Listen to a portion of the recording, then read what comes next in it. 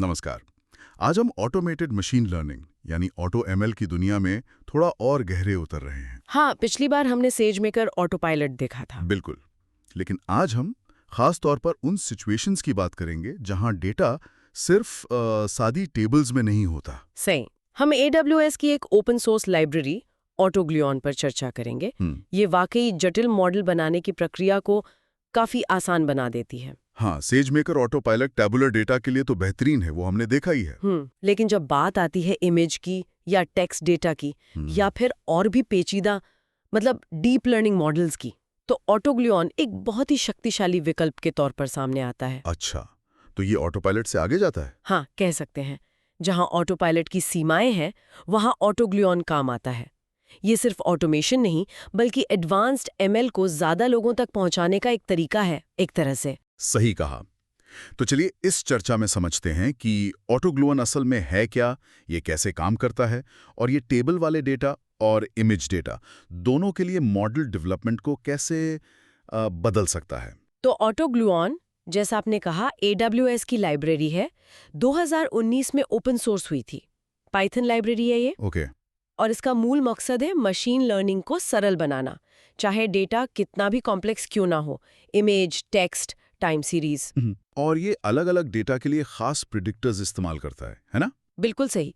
जैसे सामान्य टेबल वाले डेटा के लिए टैब्यूलर प्रिडिक्टर है। अच्छा। इमेज क्लासिफिकेशन के लिए इमेज प्रिडिक्टर, तस्वीरों में ऑब्जेक्ट पहचानने के लिए ऑब्जेक्ट डिटेक्टर और टेक्स्ट डेटा समझने के लिए टेक्स्ट प्रिडिक्टर है। तो हर डेटा टाइप के लिए अलग टूल है एक तरह से। हाँ, और हर प्रिडिक्टर उस खास डेटा टाइप और उससे जुड़े काम जैसे क्लासिफिकेशन हो या रिग्रेशन, उसके लिए सबसे अच्छे मॉडल बनाने पर फोकस करता है। तो क्या हम इसे टैबुलर डेटा पर भी इस्तेमाल कर सकते हैं, जैसे वो एबलॉन वाला उदाहरण था हमारा? जी हाँ, बिल्कुल कर सकते हैं। लेकिन ऑटो पायलट भी तो वही कर रहा था, तो यहाँ क्या अलग है? हाँ, कर सकते हैं, लेकिन यहाँ एक क्या कहते हैं, एक छोटा सा पेच है। ऑटोग्लुअन सीधे सेज मेकर में इंटीग्रेटेड नहीं है जैसे ऑटो पायलट है। ओह अच्छा। तो इसे इस्तेमाल करने के लिए हमें अपना खुद का सॉफ्टवेयर माहौल बनाना पड़ता है, एक custom Docker container. Custom container, okay. इसी प्रक्रिया को ब्रिंग योर ओन कंटेनर या BYOC कहते हैं। BYOC, bring your own container, समझ गया। तो मतलब थोड़ी ज्यादा तैयारी करनी होगी। हाँ, थोड़ी सी। हमें एक ट्रेनिंग स्क्रिप्ट लिखनी होगी, जैसे train.py, जो टैबुलर प्रेडिक्टर का इस्तेमाल करे और फिर उसे एक कंटेनर में पैक करना होगा। हाँ, बिल्कुल सही। हम बेस के तौर पर AWS के बने बनाए डीप लर्निंग कंटेनर मतलब DL कंटेनर्स इस्तेमाल कर सकते हैं। अच्छा, वो पहले से मौजूद हैं? हाँ, उनमें ज़रूरी लाइब्रेरीज होती हैं। और फिर सेज मेकर स्टूडियो के अंदर says maker studio image build जैसी यूटिलिटीज़ हैं। उनकी मदद से अपना कस्टम कंटेनर तैयार कर लेते हैं। ठीक है। एक बार कंटेनर बन गया तो फिर हम सेज मेकर एस्टिमेटर का इस्तेमाल करके ट्रेनिंग जॉब चलाते हैं, बिल्कुल वैसे ही जैसे पहले करते थे। और फिर? प्रक्रिया पूरी होने पर ऑटोग्लुअन कई मॉडल्स को ट्रेन और एवेल्युएट करके एक लीडर बोर्ड दिखाता है। जैसे एबलॉन वाले केस में वो वेटेड एन्सेम्बल L2 मॉडल सबसे अच्छा परफॉर्म कर रहा था। लेकिन एक्सपर्ट ये अपना कंटेनर बनाना, इसमें तो काफी मेहनत लगती होगी। क्या ये वाकई सरल है, खासकर ऑटो पायलट की सीधी सादी प्रक्रिया की तुलना में? हाँ, ये वाजिब सवाल है। देखिए, BYOC में शुरुआत में थोड़ी ज्यादा मेहनत है, ये सच है। लेकिन ये हमें जबरदस्त लचीलापन मतलब फ्लेक्सिबिलिटी देता है। हम कोई भी लाइब्रेरी या फ्रेमवर्क इस्तेमाल कर सकते हैं, सिर्फ ऑटोग्लुअन नहीं। अच्छा, ये फायदा है। और एक बार सेटअप हो गया तो ट्रेनिंग चलाना काफी आसान हो जाता है। साथ ही DL कंटेनर्स जैसी चीजें इस प्रक्रिया को काफी हद तक आसान बना देती हैं। ये उस अतिरिक्त कंट्रोल और शक्ति के लिए चुकाई गई कीमत है जो हमें जटिल कामों के लिए चाहिए। ठीक है, ये समझ आया। अब इमेज डेटा की बात करते हैं।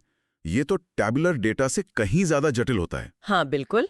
और अक्सर इसे प्रोसेस करने के लिए महंगे ग्राफिकल प्रोसेसिंग यूनिट मतलब GPU की जरूरत पड़ती है। हाँ, ऑटोग्लुअन यहाँ कैसे मदद करता है? यहाँ ऑटोग्लुअन का इमेज प्रेडिक्टर चमकता है, सही मायने में। Image predictor, okay. प्रक्रिया काफी हद तक वैसी है, लेकिन हम GPU एनेबल्ड DL कंटेनर का इस्तेमाल करते हैं, MXNet या PyTorch वाले। ठीक है, GPU वाला कंटेनर। और खास बात यह है कि इमेज प्रेडिक्टर पहले से प्रशिक्षित मतलब प्री ट्रेन्ड अत्याधुनिक conventional neural network CNN models का इस्तेमाल करता है। CNN मॉडल्स जैसे रेजनेट वगैरह? हाँ बिल्कुल, रेजनेट जैसे मॉडल्स जो इमेज को समझने में माहिर होते हैं, ऑटोग्लुऑन इन मॉडल्स को लेता है और हमारे खास इमेज डेटा सेट के लिए उनको फाइन ट्यून करता है। इसमें हाइपर पैरामीटर ट्यूनिंग भी शामिल है। अच्छा, तो जैसे वो रॉक पेपर सीजर्स वाला डेटा सेट था, उसमें हमें खुद से CNN का आर्किटेक्चर डिजाइन करने की जरूरत नहीं पड़ी। नहीं, बिल्कुल नहीं, हमें बस इमेज डेटा सही फॉर्मेट में देना था। सही फॉर्मेट मतलब हर क्लास की इमेज उसके नाम वाले फोल्डर में हो और बस कुछ बेसिक पैरामीटर सेट करने थे। जैसे प्रीसेट्स पैरामीटर। ये बताता है कि हमें मॉडल की क्वालिटी ज्यादा चाहिए या ट्रेनिंग की स्पीड। हमने मीडियम क्वालिटी फास्टर ट्रेन चुना था। ओके, क्वालिटी और स्पीड का बैलेंस। हाँ, और एक टाइम लिमिट सेट किया, जैसे 10 मिनट। ऑटोग्लियन ने बाकी सब खुद संभाल लिया। और नतीजा? उस उदाहरण में महज 10 मिनट की ट्रेनिंग में रेसनेट 50D मॉडल ने 99% से ज्यादा वैलिडेशन एक्यूरेसी हासिल कर ली थी। 10 मिनट में 99% एक्यूरेसी इमेज डेटा पर, ये तो वाकई प्रभावशाली है। हाँ, है ना? और क्योंकि ये सेजमेकर ट्रेनिंग जॉब के तौर पर चलता है, तो शायद GPU का इस्तेमाल भी किफ़ायती हो जाता है। मतलब हमें लगातार महंगे इंस्टेंस चलाने की जरूरत नहीं पड़ती। एकदम सही पकड़ा आपने। हम सिर्फ उतने ही समय के लिए भुगतान करते हैं जितने समय कंप्यूटेशन चला, मतलब जितने समय GPU का इस्तेमाल हुआ। पूरे टाइम नोटबुक इंस्टेंस ऑन रखने की जरूरत नहीं? बिल्कुल नहीं। ये लागत और कुशलता दोनों के लिहाज से बहुत फायदेमंद है। तो कुल मिलाकर देखें, ऑटोग्लुऑन एक बेहद लचीली और शक्तिशाली ओपन सोर्स AML लाइब्रेरी है। हाँ, बहुत वर्सेटाइल है। ये ना सिर्फ टैबुलर डेटा संभाल सकती है, बल्कि इमेज क्लासिफिकेशन जैसे जटिल कंप्यूटर विजन कार्यों को भी काफी आसान बनाती है। सही कहा। और सेजमेकर के साथ खासकर ये BYOC और DL कंटेनर का इस्तेमाल करके ये जटिल मॉडल डेवलपमेंट को ज्यादा सुलभ और कुशल बना देता है। हाँ, ये डेवलपर्स को बहुत कम कोड के साथ बेहतरीन मॉडल बनाने की ताकत देता है। और देखिए, BYOC जैसी तकनीक सीखना सिर्फ ऑटोग्लुऑन के लिए फायदेमंद नहीं है। अच्छा। हाँ, ये भविष्य में और भी एडवांस्ड ML ऑटोमेशन तकनीकों को अपनाने का रास्ता खोलता है। ये एक तरह से ML वर्कफ्लो पर ज्यादा कंट्रोल पाने का तरीका है। ये एक महत्वपूर्ण बात है।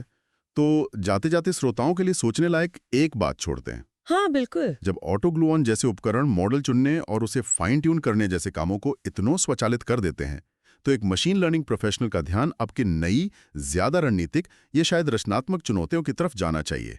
इस पर विचार कीजिएगा।